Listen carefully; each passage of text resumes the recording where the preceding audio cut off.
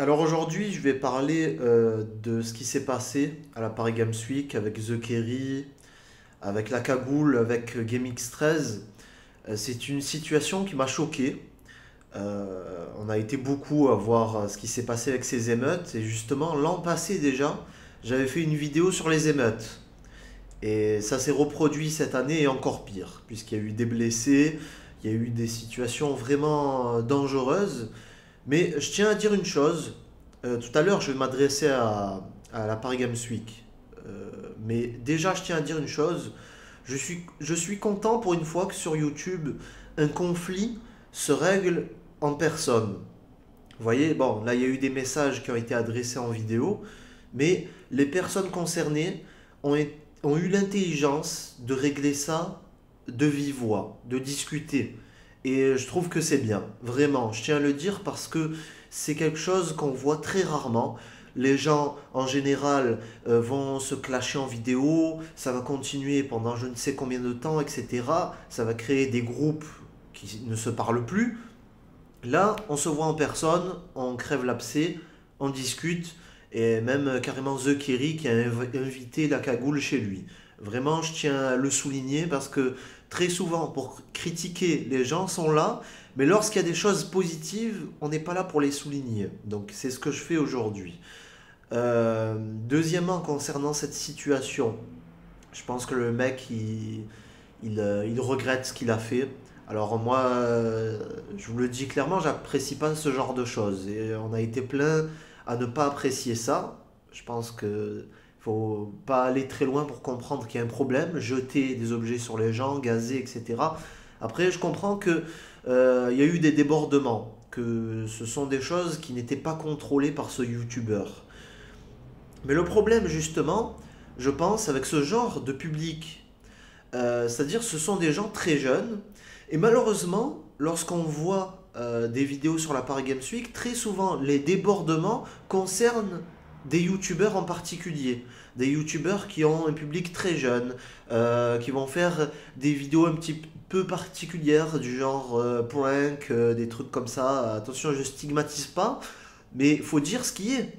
Il faut dire ce qui est. Ça, ce sont des choses que vous allez peut-être pas voir avec un Gotaga, avec un Monsieur Levé 12, avec des youtubeurs autres comme Amixem ou IKill par exemple, que j'ai vu à la Paris Games Week l'an passé.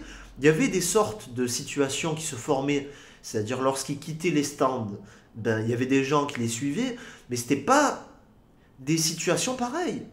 C'était des attroupements, certes, c'était pas encore des émeutes, et ça restait encore contrôlable. Les vigiles étaient autour de ces youtubeurs-là, ils sortaient, et les gens, ils n'étaient pas là à essayer de rentrer dans le cercle de sécurité, à parler aux youtubeurs, à essayer de prendre des photos, alors qu'ils voient qu'ils sont en train d'être escortés pour être sortis, quoi. C'est le non-sens de la situation, quoi. Il y a des gens qui le font, ça. Qui voient une escorte, qui voient des vigiles qui sont là en train de pousser, en train de dégager tout le monde. Ben non, ils se ramènent et ils sont en plein milieu de ces situations. Donc je vous le dis, malheureusement, c'est présent avec certains publics. Et j'ai envie de vous dire à un moment, c'est... On est confronté à un de nos problèmes sur YouTube, c'est-à-dire qu'on est là à proposer trop de divertissement. Il n'y a pas assez de réflexion, on n'essaye pas assez de faire réfléchir ces jeunes qui malheureusement qui se retrouvent confrontés à un manque de certaines choses dans leur vie. Un manque d'éducation, je suis désolé, je ne fais pas une généralité, attention, hein, mais malheureusement il y a des jeunes qui sont confrontés à un manque d'éducation, les parents qui sont peut-être pas assez là, les parents qui estiment qu'il n'y a plus besoin de faire, puisqu'il y a l'école, puisqu'on met les enfants devant la télévision par exemple. Mais non, ça ne suffit pas. Il manque pas mal de choses. Et je ne dis pas que nous, youtubeurs, nous devons prendre le rôle des parents et éduquer ces enfants. Pas du tout. Vraiment, ça serait trop gros de ma part de vouloir dire ça. Mais je pense que c'est bien d'essayer de diffuser de bons messages. Voilà. Je pense que c'est bénéfique. Je dis pas à ces youtubeurs de faire ça tout le temps, mais vraiment, là, voilà, on est confronté à ce moment de l'année. Tout le monde va l'oublier dans quelques semaines, mais on est en plein dedans. On voit les effets néfastes de ce qu'on peut faire avec un public. On peut être on peut plutôt pas influençable, mais on peut vraiment influencer les gens. Et ça, la cagoule s'en est rendu compte un peu tard, et il a causé des choses vraiment problématiques, des choses très graves. Mais vous le voyez qu'on peut être très influent en tant que youtubeur. Et du coup, avec des jeunes, si on leur montre toute la journée n'importe quoi, ça m'étonne pas qu'arrivé à la Paris Games Week, ils fassent pareil. À un moment, j'ai envie de vous dire qu'est-ce qui différencie ce qui s'est passé à la Paris Games Week et les pranks qu'on peut voir dans certaines vidéos. Peut-être la seule chose qui différencie ces deux actions, ça va être que les pranks vont concerner des personnes qu'on connaît, c'est-à-dire des gens de la famille, des amis, etc. Là, ils ont fait ce genre d'agissement avec des gens qui ne connaissent même pas. Mais je condamne tout ce qui s'est passé, hein. Je ne suis pas en train de défendre tout ça, mais je pense qu'on devrait réfléchir sur la situation. Deuxièmement, je m'adresse à la Paris Games Week, parce que la situation ne peut plus durer. J'imagine que le salon va prendre des mesures par rapport à tout ça. Ils sont pas bêtes, ils ont vu ce qu'il s'est passé et ils sont en train de réfléchir à quelque chose. Mais moi, en tant que spectateur, je vais vous adresser un message et vous prenez ce qui vous intéresse. Parce que moi, je vois des choses lorsque je suis dans le salon et peut-être que ce sont des choses que vous ne voyez pas. Je pense que c'est bien d'avoir la vision des deux côtés, organisateur et spectateur. Et vous aussi, dans les commentaires, n'hésitez pas. Ce que je tiens à vous dire, la Paris Games Week, je pense que les youtubeurs très connus, maintenant, il faut une organisation spéciale. Qu'est-ce que je veux dire par youtubeurs très connus? Eh bien, c'est des youtubeurs à 500 000, des youtubeurs à 1 million d'abonnés, etc. Au moins, peut-être même des fois, dans des cas encore avec des abonnés encore moins importants. Mais bon, j'ai pensé à un truc. Pourquoi pas organiser, par exemple, sur Twitter, ces youtubeurs-là, lorsqu'ils font leur demande d'accréditation, vous leur dites, vous allez sur Twitter et vous faites un sondage, par exemple, avec vos abonnés, vous demandez combien de personnes vont venir. Déjà, ça vous permet d'estimer l'affluence de ces youtubeurs-là. Qui va venir, qui ne va pas venir. Et peut-être que pour vous aussi, ça peut vous être utile pour l'organisation de votre salon, pour les chiffres et tout ça. Ça vous permet d'estimer certaines choses.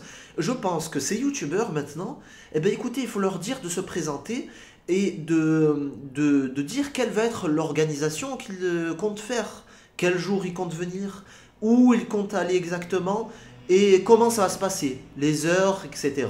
Je pense que ça doit être vraiment organisé de l'arrivée du youtubeur jusqu'à la fin. Et toutes ces émeutes, toutes ces situations pourraient être évitées très facilement en préparant ces youtubeurs. Ils viennent discrètement dans le salon par une porte dérobée. Ils rentrent dans le stand qui les intéresse. Donc bien sûr, comme l'a dit GameX13, il faut des entrées stratégiques pour certains stands, comme les stands YouTube Gaming. Pour des stands jeux vidéo qui sont placés plus centralement, ça va être compliqué.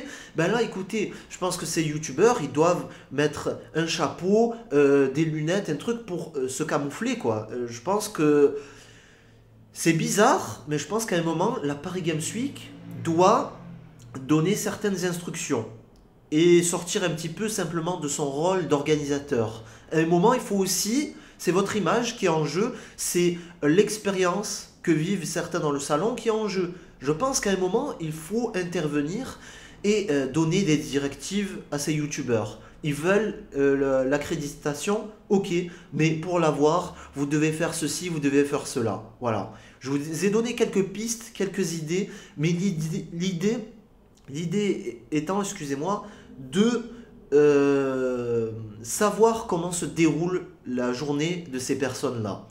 C'est plus possible qu'ils se ramènent sans se cacher un minimum, arriver comme ça et se balader dans le salon, c'est plus possible. Vous le voyez, ça forme des émeutes à chaque fois, et surtout pour ces youtubeurs qui ont un très jeune public, qui ont un public un petit peu particulier, à un moment, je pense qu'il faut une organisation tout autre. Parce que ça commence vraiment à être très dangereux. Et on a vu des gens blessés. J'ai pas tout vu, hein, j'ai vu que quelques vidéos à ce sujet, mais je pense qu'il y a des faits divers qui nous sont passés à côté, qu'on n'a pas entendu sur la plateforme ou sur les réseaux sociaux, mais je pense qu'il y a dû y en avoir. Et à un moment, il faut agir. Écoutez, je vous remercie, je vous invite à voir mes précédentes vidéos sur ma chaîne, il y aura sûrement quelque chose qui va vous plaire. notamment dans ma playlist que je vais vous présenter maintenant. Il y a plein de vidéos que j'ai sorties durant les précédentes semaines et les précédents mois, des réflexions et des discussions. Merci et à très vite.